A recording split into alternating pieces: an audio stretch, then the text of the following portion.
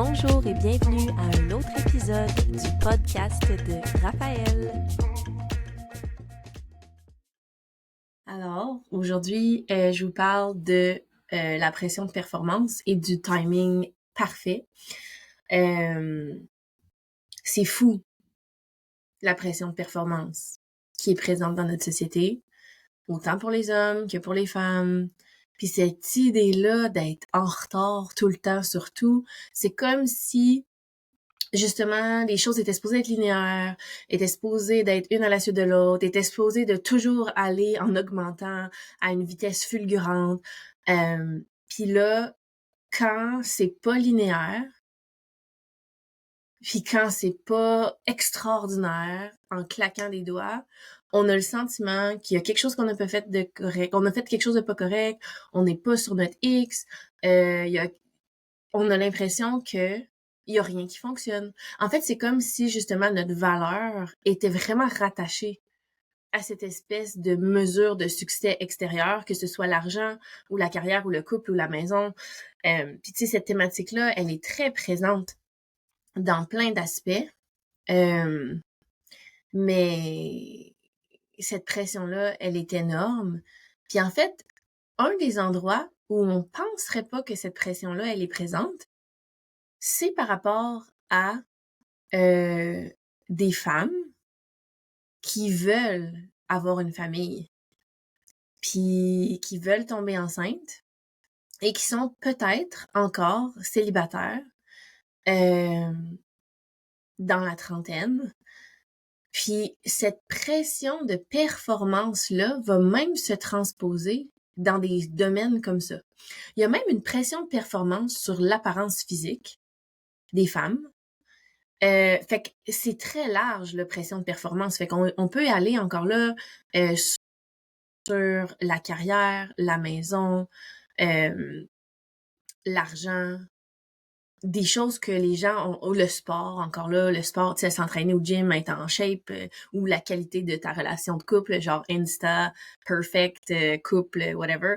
Tu sais, il y a comme vraiment cette pression-là de performance, ou même au lit, genre la qualité de quel genre de lover tu es au lit. Mais tu sais, la performance vient s'infiltrer partout, partout, partout, partout. Et dans tous les cas, l'idée, c'est de ralentir pour retrouver son centre, OK? Puis il y a toute cette histoire-là. Fait que quand on parle de performance, c'est vraiment à l'extérieur de soi. Puis il y a comme cette notion-là que pour performer, ça prend de la discipline. La discipline, encore là, elle vient de l'extérieur. Puis elle va venir compresser l'intérieur pour dire voici comment tu devrais agir, voici, il faut que tu te forces à faire les choses parce que là, t'es en retard, puis là, dépêche-toi, puis t'as pas le droit de te reposer.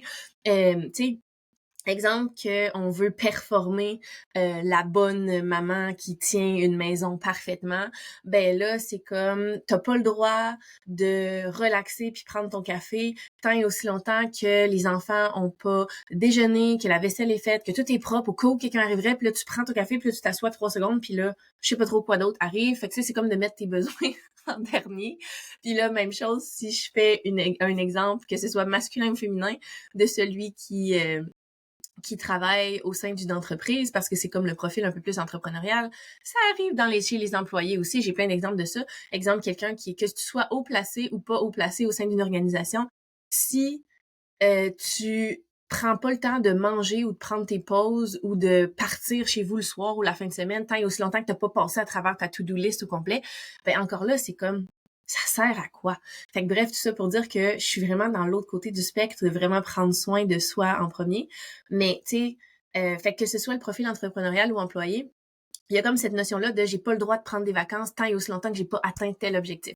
J'ai pas le droit de relaxer le soir tant et aussi longtemps que j'ai pas fini tout ce que j'avais à faire. J'ai pas le droit de dire oui pour un week-end entre amis ou un souper un soir parce que là, j'ai dit telle ou telle chose pour mon client, puis je veux prioriser les besoins de mon client.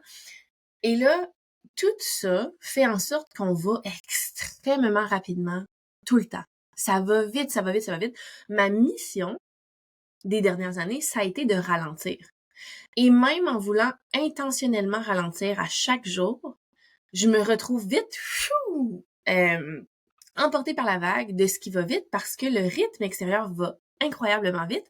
Et fait que c'est la folie avec... excusez, mon téléphone qui sonne. Ouais, c'est la folie en termes de vitesse pour que ce soit l'école, que ce soit les activités, que ce soit... Fait que tu sais, il y a comme un beat, parce que pour ceux qui le savaient pas, nous, on a choisi de faire l'école à la maison. Fait que le but de faire l'école à la maison, c'est d'aller à notre rythme. Mais à partir du moment où on veut faire des choses avec d'autres gens, on se retrouve vite qu'on est enseveli par le rythme qui va vite, parce qu'il y a des horaires, il y a des activités, tout ça. Puis là, ça va vite. Les semaines passent à une vitesse fulgurante, les mois passent à une vitesse fulgurante. Fait que j'ose même pas imaginer, tu sais, parce que je sais que intentionnellement, je souhaite ralentir. Mais quand c'est pas une pratique à tous les jours, de faire l'effort de vouloir ralentir pour comme se recentrer puis savoir ce qu'on veut, écoute, la vie passe en un claquement de doigts. Mais c'est pour ça que il y avait toute cette notion-là de une analogie que je me souviens plus, ça vient de où, mais c'est l'histoire d'un homme ou d'une femme qui essaye de scier un arbre. Dans le fond, qui travaille vraiment, vraiment fort à scier l'arbre là, d'une façon effrénée. Puis là, t'as quelqu'un d'autre qui vient de l'extérieur puis qui dit « Hey, est-ce que tu penses que tu pourrais ralentir pour aiguiser ou affûter ta lame? Parce que je pense que ça t'aiderait. » Puis la personne de répondre « Non, je peux pas, j'ai pas le temps, je suis trop occupée à faire tomber cet arbre-là. » Puis là, continue de bûcher puis de frapper puis de scier avec une lame qui est pas affûtée. Puis ça fait pas de sens quand on y pense, mais quand on est dedans, on le voit pas. Fait que c'est vraiment ça l'idée, c'est de ralentir pour retrouver son pouvoir intérieur, mais c'est en fait, c'est d'affûter ta lame, c'est de te recentrer, c'est de choisir la direction que tu veux aller, qu'est-ce que tu veux pour toi, qu'est-ce que tu veux pour ta vie, qu'est-ce que tu veux pour ta famille, parce que quand on ralentit pas avec intention, la vie va vite, puis c'est là qu'on se retrouve dans un endroit, on tombe dans le mode survie, puis là on a l'impression qu'on n'a pas de choix.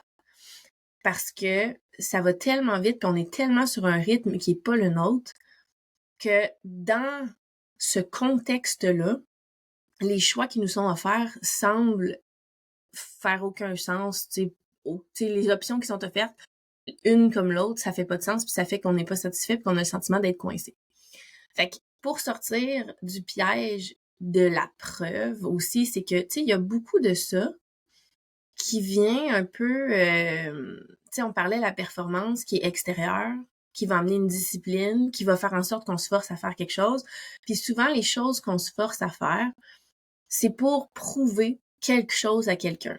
Puis c'est soit qu'on veut se prouver quelque chose à nous-mêmes, ou on veut prouver quelque chose à la société, ou on veut prouver quelque chose à quelqu'un du primaire ou du secondaire qui aurait dit quelque chose, ou on veut prouver quelque chose à notre famille, ou on veut prouver, peu importe c'est à qui qu'on essaye de prouver quelque chose, souvent, quand on est en train de utiliser cette pression de performance-là pour amener une discipline, pour se forcer à mettre nos émotions de côté pour être en mesure de faire les actions qu'on pense qu'on devrait faire, on est souvent avec une énergie de prouver quelque chose à quelqu'un, prouver qu'on est capable, prouver qu'on est forte, prouver qu'on est indépendante, prouver qu'on a du succès, prouver qu'on a réussi dans la vie, prouver qu'on avance d'une façon linéaire sur le chemin du succès. Puis c'est vraiment en ralentissant puis en suivant son propre rythme qu'on va être en mesure de créer quelque chose qui fait du sens pour nous. Mais quand on prend pas le temps de ralentir pour ressentir, pour savoir qu'est-ce qu'on veut vraiment, c'est comme on fait un petit peu n'importe quoi. Puis il y avait une autre image, en fait, c'est comme celle de toute ton énergie créative que tu souffles dans une balloune. Puis dans le fond, quand il y a pas de rien qui te rattache, puis qui, tu sais, ton contenant il est pas solide, puis tu sais pas où tu t'en vas, ben la balloune, elle va juste s'en aller là quand tu la lâches là, puis ça fait pfff, ça s'en va partout là, droite, gauche, en haut, en bas, puis ça se ramasse n'importe où. T'as comme pas décidé où est-ce que t'envoyais ta balloune. Ben ça c'est similaire à ton énergie puis tes choix. Ça fait pas de sens de tout lâcher puis d'envoyer ça n'importe où.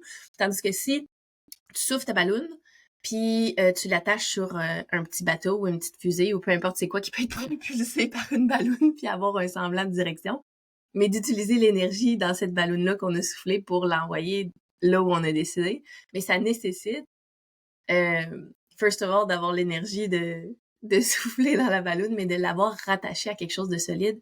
Puis souvent, c'est qu'on prend pas le temps. Fait qu'on fait n'importe quoi, n'importe comment, ça va vite. Puis c'est pas en courant plus vite là qu'on arrive à destination, ou c'est pas en soufflant n'importe quelle ballon n'importe où qu'on va arriver. C'est vraiment en rentrant chez soi. Puis rentrer chez soi, ça veut dire à l'intérieur de soi-même, mais des fois, on peut commencer par rentrer chez nous à la maison. Si vous évitez de rentrer chez vous à la maison, ça peut être une bonne question à se poser, parce que il y a tout ce mécanisme-là d'engourdissement que je disais qui peut se retrouver au travail, au gym, au sport, à toutes les activités extérieures qu'on fait pour surtout pas se retrouver seul avec soi-même à la maison, ou seul avec notre conjointe à la maison, ou seul avec nos enfants à la maison. Puis c'est juste de se poser la question, est-ce que j'essaie de courir plus vite partout parce qu'il y a quelque chose que j'évite de vouloir venir affronter, confronter, ressentir? Ou est-ce que je peux juste prendre le temps? Parce que des fois, c'est comme de dire, pendant que je suis en train de ralentir à la maison, je suis pas en train de faire d'autres choses. On peut même performer les vacances, là. Je sais même pas... ouais, les vacances de la construction, parce que nous, on a un horaire un petit peu atypique, fait que j'ai moins cette notion-là là, d'été, puis des vacances, puis des saisons. Je fais un petit peu les choses justement à notre rythme, à moi, parce que c'est ce qui va bien pour moi. Mais tu sais, il y a même la notion de performance dans les vacances qui fait en sorte que on a besoin de ralentir puis de se reposer. Mais quand on n'est pas en train de courir partout à l'école, au travail puis aux activités, on va aller se booker des vacances avec plein d'activités pour essayer de vivre un maximum d'expériences, mais ça va encore dans cette notion-là d'engourdissement puis de distraction. Puis là, on va continuer, au lieu de faire des choses dans notre travail ou dans notre entreprise, là, on va aller faire des activités pour se distraire, s'engourdir, puis ne pas ressentir. Fait que ce qui fait qu'on continue toujours sur ce rythme effréné-là, puis comme je nommais, c'est comme de s'attacher à une espèce de d'été éternel, puis de refuser que ce soit l'automne puis l'hiver, puis d'avoir un cycle, puis juste de se questionner sur ce qu'on a envie de créer. Puis après ça, si c'est ça qui vous convient, c'est pas pour rien là qu'il y a des gens qui voyagent dans le sud pour éviter l'hiver.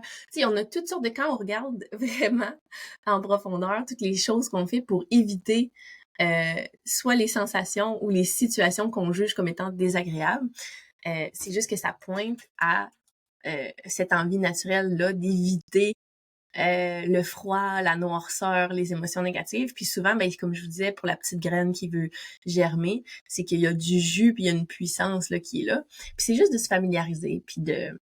Tu sais, c'est normal, c'est un peu l'inconnu, ça fait peur, c'est pas... Dans la société, c'est comme on va pas là, tu sais, faut surtout éviter.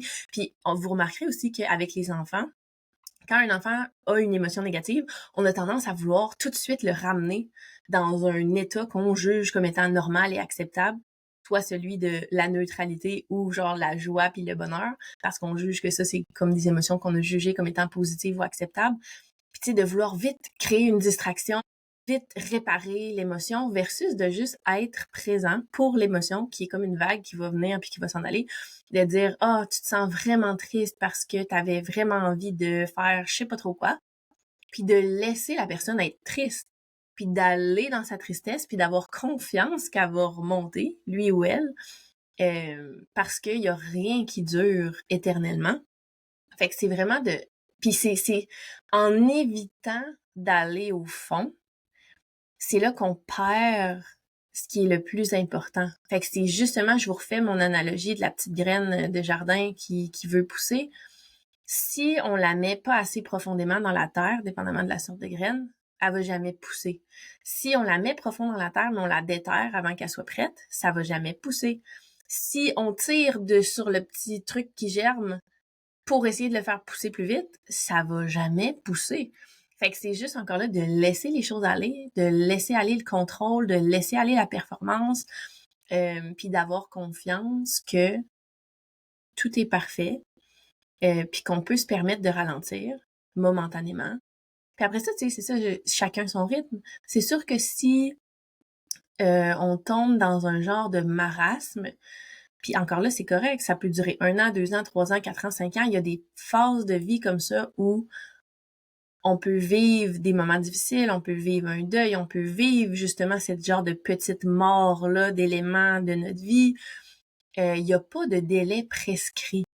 C'est juste encore là, si on est en mode écoute ou en mode résistance, si on résiste, ça va souvent être plus long puis plus difficile que si on va pleinement dans les profondeurs, dans les noirceurs. Fait que souvent, là où on reste coincé plus longtemps, c'est quand on évite d'aller vraiment profondément dans la chose qu'on essaye d'éviter.